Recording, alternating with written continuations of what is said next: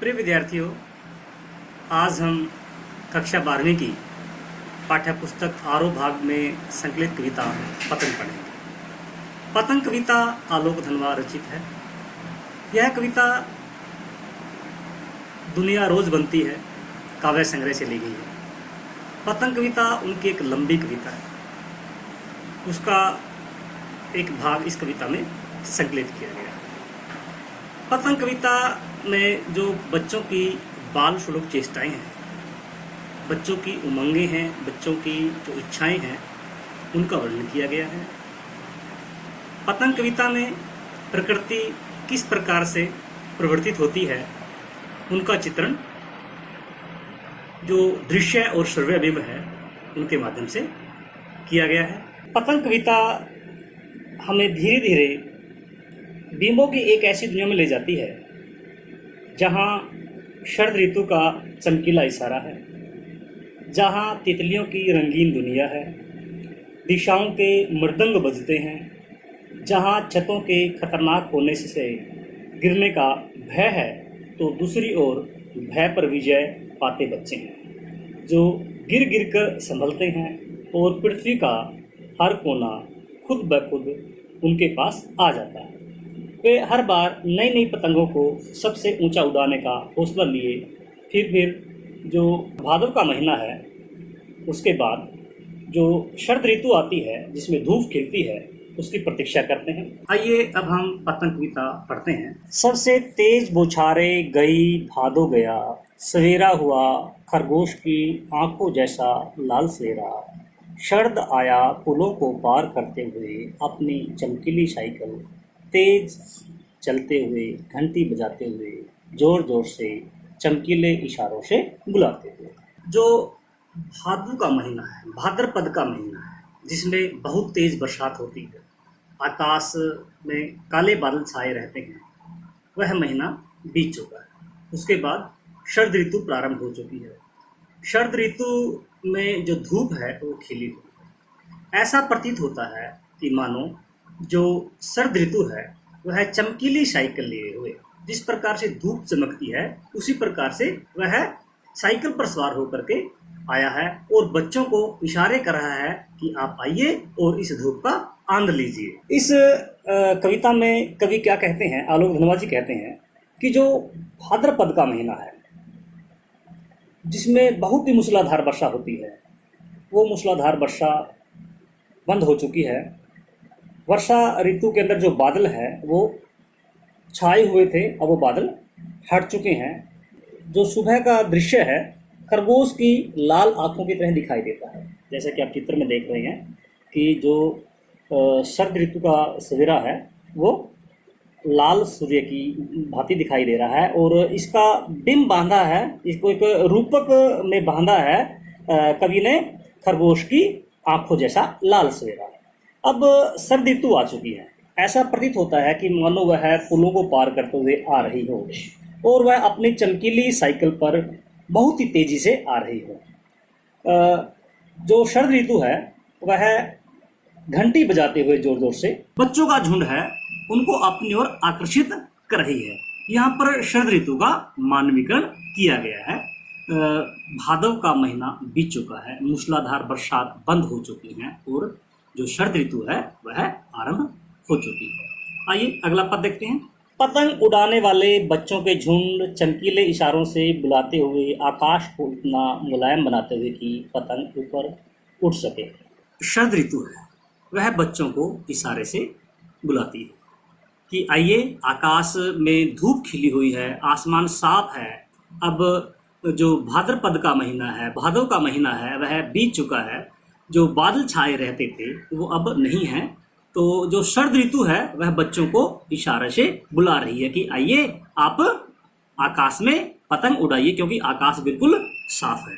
दुनिया की सबसे हल्की और रंगीन चीज उड़ सके, दुनिया का सबसे पतला कागज उड़ सके, बांस की सबसे पतली कमानी उड़ सके, कि शुरू हो सके चींटियों, किलकारियों और तितलियों की नाजुक दुनिया। कवि पतंग के बारे में वर्णन करता है कि जो संसार की सबसे हल्की वस्तु है वह पतंग है और सबसे जो रंगीन चीज़ है वह पतंग है। दुनिया का जो सबसे पतला कागज है वो पतंग के माध्यम से आकाश में उड़ सके। और जो पतंग है वह बांस की पतली कमानी से बनी होती है। इस बांस की पतली कमानी के सहारे ही डोर से बंधी हुई जो पतंग है वह आकाश में उड़ती है। कवि के कहने का तात्पर्य यह है कि जो पतंग है वह दुनिया के सबसे हल्के कागज से बनी है। यह रंगीन कागज है और हल्की कमानी के सहारे जो पतली बांस की कमानी है उसके सहारे जो पतंग है आकाश में उड़ती है। जब पतंग आकाश में उड़ती है तो सीटियां और किलकारियों का दौर शुरू हो जाता है। बच्चे जब पतंग उड़ाते हैं तो सीटियां मारते हैं, किलकारियां मारते हैं, पूरे आवेश में आ जाते हैं। उत्साह और हर्षोल्लास से वातावरण पूरी तरह से छा जाता है। आकाश में उड़ती हुई जो पतंग है वह तितली के समान मंडराती हुई प्रतीत होती है। जन्म से ही वे अपने साथ लाते हैं कपास, पृथ्वी घूमती हुई आती है उनके बेचैन पैरों के पास। जब वे दौड़ते हैं बेशुद्ध, छतों को भी नरम बनाते हुए, दिशाओं को मृदंग की तरह बजाते हुए, जब वे पेंग भरते हुए चले आते हैं दाल की तरह लचीले वेग से। अक्सर आलोक धनवा जी कहते हैं कि बच्चे जन्म से ही अपने साथ कपास लाते हैं। जो कपास है और जो बच्चे हैं उनमें अटूट संबंध है। कहने का तात्पर्य यह है कि बच्चे भी कपास के समान कोमल होते हैं। पतंग उड़ाते और दौड़ते हुए ये बच्चे इतनी चंचलता से तेजी से आगे पीछे कदम बढ़ाते हैं कि ऐसा प्रतीत होता है कि मानो पृथ्वी घूमती हुई इनके जो चंचल पैर हैं उनके पास आ जाती है। जो छत है वह गर्म है और कठोर है, परंतु पतंग उड़ाते हुए बच्चे इतने उल्लास से भरे रहते हैं कि उन्हें यह कठोर छत भी गर्म प्रतीत होती है। वे बच्चे पतंग को स्थिर रखने का प्रयास करते हैं। बच्चे छतों पर दौड़ते हैं। छत है कठोर है, परंतु वे अपने कोमल पांव से छतों को मुलायम बना देते हैं। और जो सभी दिशाएं हैं वो मृदंग की तरह बजती हैं, ढोलक की तरह बजती हैं। जो मृदंग है एक प्रकार की ढोलक है। और जो जब बच्चे दौड़ते हैं तो ऐसा प्रतीत होता है कि मानो वो डालियों पर पेंग भर रहे हैं, उस पर झूला झूल रहे हैं। जो डाल है वो लचीली है और पूरे तेज गति के साथ बच्चे आकाश में पतंग उड़ाते हुए छतों पर दौड़ रहे हैं। छतों के खतरनाक किनारों तक उस समय गिरने से बचाता है उन्हें सिर्फ उनके ही रोमांचित शरीर का संगीत। पतंगों की धड़कती ऊंचाइयां उन्हें थाम लेती है। महज एक धागे के सहारे पतंगों के साथ साथ वे भी उड़ रहे हैं अपने रंध्रों के सहारे। छतों पर जब बच्चे पतंग उड़ा रहे हैं तो वे बेसुध हो जाते हैं। वे यह भूल जाते हैं कि यदि वो छत से गिर पड़े तो उनके साथ क्या घटित होने वाला है। पतंग उड़ाते उड़ाते बच्चे खतरनाक किनारों तक पहुंच जाते हैं। जब ये बच्चे छत से नीचे गिरने की स्थिति में पहुंच जाते हैं तब उनका जो पुलकित और रोमांचित शरीर है उन्हें नीचे गिरने से बचाता है। आकाश में उड़ रही पतंग अपने डोर के सहारे उन्हें पकड़ लेती है। ऐसा प्रतीत होता है कि मानो आकाश में उड़ रही पतंग उन्हें डोर के सहारे थामे हुए है और उन्हें गिरने से बचा लेती है। पतंग उड़ाते ये बच्चे अपने शरीर के जो रोम छिद्र है, जो रंध्र है हमारे शरीर में, जो छोटे छोटे से छिद्र दिखाई देते हैं हमारी त्वचा पर, उनको रोम छिद्र कहा जाता है। रोम छिद्रों के माध्यम से बच्चे पतंगों के साथ उड़ रहे हैं।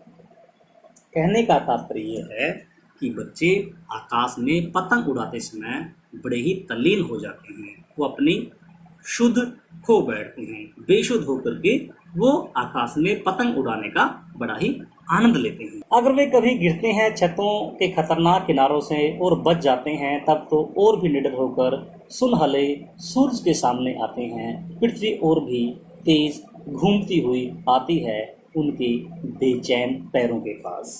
पतंग उड़ाते समय बच्चे खतरनाक किनारों से कभी कभी गिर भी जाते हैं। जब वो सकुशल बच जाते हैं तो बच्चे और भी निडर होकर के सुनहले सूरज के सामने आते हैं। बच्चे जब गिरने से बचते हैं तो भय से मुक्त हो जाते हैं और शरद ऋतु का जो सुनहला सूरज है उसके सामने आकर के दोबारा से पतंग उड़ाने लगते हैं। ये निडर बच्चे अब तो इतनी चंचलता के साथ छतों पर दौड़ते हैं कि स्वयं पृथ्वी और भी तेज गति से घूमती हुई उनके चंचल पैरों के पास आती हुई प्रतीत होती है। तो इस कविता में हमने पढ़ा कि पतंग उड़ाते समय किस प्रकार से बच्चे बेसुध होते हैं। बच्चे आकाश में पतंग उड़ाते हुए दौड़ते हुए आगे बढ़ते रहते हैं। कई बार बच्चे गिरने से बचते हैं। जब बच्चे छत पर पतंग उड़ाते समय गिरने से बचते हैं तो वो और भी निडर होते हैं और आकाश में जो सुनहला सूरज खिला हुआ है उसके सामने पतंग उड़ाते हैं। आइए अब हम इसका काव्य सौंदर्य देखते हैं। यदि हम इसके भाव सौंदर्य की बात करें तो पतंग उड़ाते बच्चों की बाल सुलभ चेष्टाओं का वर्णन किया गया है। बच्चों की जो इच्छाएं हैं, उमंग है, उनका वर्णन किया गया है। प्रकृति में आए हुए बदलाव का सुंदर वर्णन किया गया है। इसमें भादव महीने का वर्णन किया गया है कि आकाश में काले बादल छाए हुए हैं, मूसलाधार बरसात हो रही है। उसके बाद शरद ऋतु आती है और आकाश में सूरज चमकता है। बात करते हैं शिल्प सौंदर्य। यदि मैं बात करूँ अलंकार की तो इसमें मानवीय कण अलंकार है, अनुप्रास और पुनोक्ति प्रकाश अलंकार है। जो शरद ऋतु है, आया पुलों को पार करते हुए, चमकीली साइकिल लेकर के, घंटी बजाते हुए, बच्चों को इशारे करते हुए, यहाँ पर मानवीय कण अलंकार है क्योंकि वह एक मनुष्य जैसी क्रिया करता हुआ प्रतीत होता है। आप इसमें अनुप्रास अलंकार पाएंगे और पुनोक्ति प्रकाश अलंकार पाएंगे। यदि बात करें तो रस की, तो इस कविता में शांत रस है। जहाँ पर शांत रस है वहाँ पर प्रसाद गुण होता है, तो इस कविता में प्रसाद गुण। अलंकारों से सजी हुई कविता एक दुल्हन सी प्रतीत होती है। भाषा सहज सरल और प्रभाव में है, भाषा विषय अनुकूल है। यदि हम बात करें शब्द शक्ति की, इसमें अभिधा और लक्षणा शब्द शक्ति का प्रयोग किया गया है। बात को बड़े ही सहज सरल तरीके से बताया गया है, कहीं कहीं लक्षण बताए गए हैं। और यदि हम शैली की बात करें, इसमें वर्णनात्मक शैली है। वर्णनात्मक शैली वर्णन किया गया है, शरद ऋतु के बारे में बताया गया है। बच्चे किस प्रकार से आकाश में बेसुध होकर के पतंग उड़ाते हैं, उनकी चंचलता, उनकी बेचैनी और किस प्रकार से वे बेसुध हो जाते हैं, इन बातों का वर्णन किया गया है। बात करते हैं छंद की। इस कविता में ऐतोकांत छंद है, छंद मुक्त कविता है। छंद मुक्त कविताएं वे कविताएं होती हैं जिन कविताओं में वर्ण, मात्रा आदि का ध्यान नहीं रखा जाता, किसी विशिष्ट नियम का प्रयोग नहीं किया जाता, तो यह कविता ऐतोकांत छंद मुक्त कविता है। भाषा सहज सरल प्रभाव में है। बात करते हैं बिंबों की। इस कविता में बिंब बड़े ही दर्शनीय हैं, दृश्य और श्रव्य बिंब है। जब हम इस कविता को पढ़ते हैं तो हमारे सामने शरद ऋतु की खिली हुई धूप आ जाती है और ऐसा प्रतीत होता है कि मानो आकाश में सुनहरा सूरज खिला हुआ है। और जब बच्चों के बारे में इसमें वर्णन किया गया है कि बच्चे किस प्रकार से बेसुध होकर के आकाश में छतों पर कूदते हैं, पतंग उड़ाते हैं, दौड़ते हैं, तो वह दृश्य हमारे सामने आ जाता है। इस प्रकार से इसमें शरद आया साइकिल लेकर, घंटी बजाते हुए। जब घंटी बजाते हुए की बात आती है तो हमारे कानों में घंटी की टनटनाहट सुनाई देती है, तो यहाँ पर श्रव्य बिंब है। इस प्रकार से यह कविता बिंबों के आधार पर बड़ी ही उच्च कोटि की कविता बन चुकी है। तत्सम तद्भव शब्दों का प्रयोग किया गया है। तो आज के लिए इतना ही काफ़ी। नए विषय के साथ लेकर जल्दी हाजिर होते हैं। बहुत बहुत धन्यवाद।